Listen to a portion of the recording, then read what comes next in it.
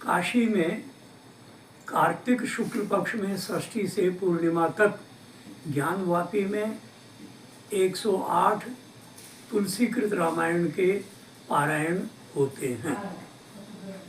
वहाँ प्रतिदिन सायंकाल 8 से रात्रि 12 बजे तक अच्छे अच्छे विद्वानों के, संतों के और व्यास महर्षियों के प्रवचन हुआ करते हैं। जब मैं काशी में पढ़ता था तो उस समय भी हम लोग प्रवचन सुनने जाया करते थे और बहुत ही सारगर्भित प्रवचन वहाँ होते थे। एक बार स्वामी कृपात्री जी महाराज प्रवचन कर रहे थे तो उन्होंने एक बहुत नई कथा बताई कि काशी में भगवान विश्वनाथ को रहने के लिए कह दिया। विश्वनाथ में जो भी व्यक्ति जाता है उसको रहने के लिए जगह दी। अन्नपूर्णा ने उसको खाने के लिए दिया और बाबा बटुक भैरव ने जिनको उनको दे दिया कि तुम जो आए उसकी रक्षा करो। काल भैरव नाम से ये विख्यात हैं और बुला नाला में इनका अपना मंदिर है। तो व्यास जी भी काशी में रहा करते थे और व्यास जी भगवान शिव की, पार्वती की, अन्नपूर्णा की पूजा किया करते और नियमित अपना गंगा स्नान करके भजन पूजन करते थे। व्यास जी का नियम था कि प्रतिदिन भगवान गंगा स्नान के बाद भगवान की आराधना करके शिव अन्नपूर्णा की और भिक्षाटन के लिए जाते। वो 8 घरों में जाते, वहाँ से भिक्षाटन करते, जो मिल गया उसको ले गए। गंगा जी में पहले जल में भोग लगाया, जब उसका स्वाद खत्म हो गया तब उन्होंने भगवान के भोग लगा करके और प्रसाद लेना आरंभ किया। ये नियम उनका चलता रहा। एक दिन की बात है कि भगवती अन्नपूर्णा ने व्यास महर्षि जी की परीक्षा लेनी चाहिए कि देखें ये खरे उतरते हैं कि नहीं।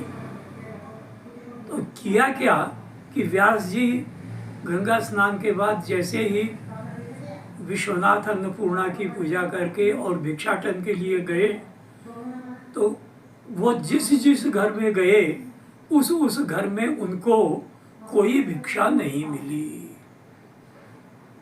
सब जगह भटक लिए।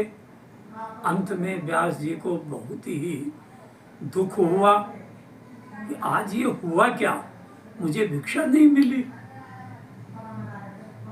तो उन्होंने आओ देखा न था और उनको क्रोध आ गया कि मुझे भिक्षा नहीं मिली आज, मैं काशी को श्राप देता हूं। यावत् त्रैपौरुषी विद्या यावत् त्रैपौरुषम धनम,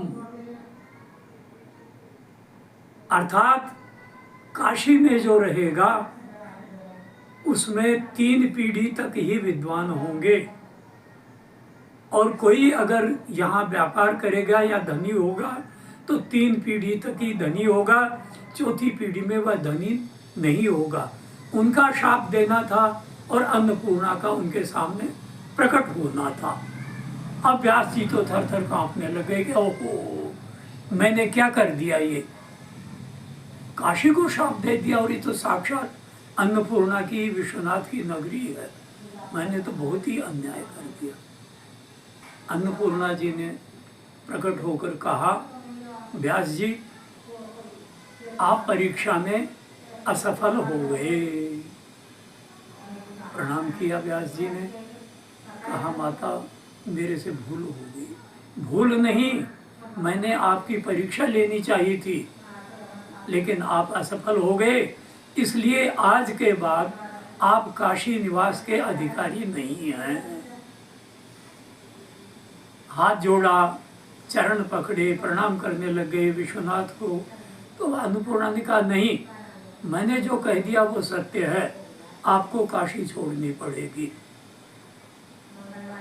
बहुत अनुनय विनय किए तब अन्नपूर्णा जी ने कहा कि आप एक काम कर सकते हैं, काशी के पूर्व में गंगा के उस पार आप जाकर के रहिए और वहाँ आप अपनी कुटिया बनाइए, आश्रम बनाइए, वो व्यास नगर के नाम से प्रसिद्ध होगा। आप केवल सोमवार के दिन काशी में आए, भगवान विश्वनाथ के, अन्नपूर्णा के दर्शन करें, पूजा करें। सोमवार का दिन आपके लिए नियत है।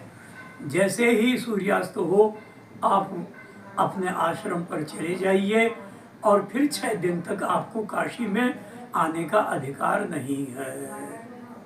व्यास जी ने अनुनय विनय किया, लेकिन अन्नपूर्णा माता ने जो कहा वही माना। आपको यही करना पड़ेगा।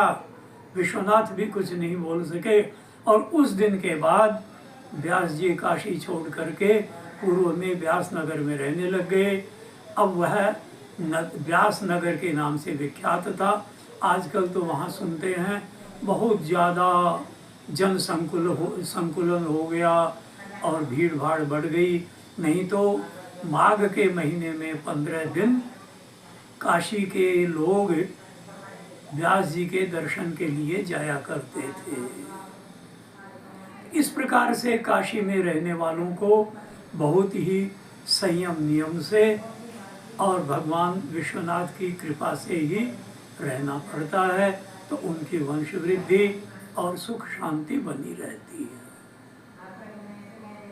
ओम शांति शांति शांति।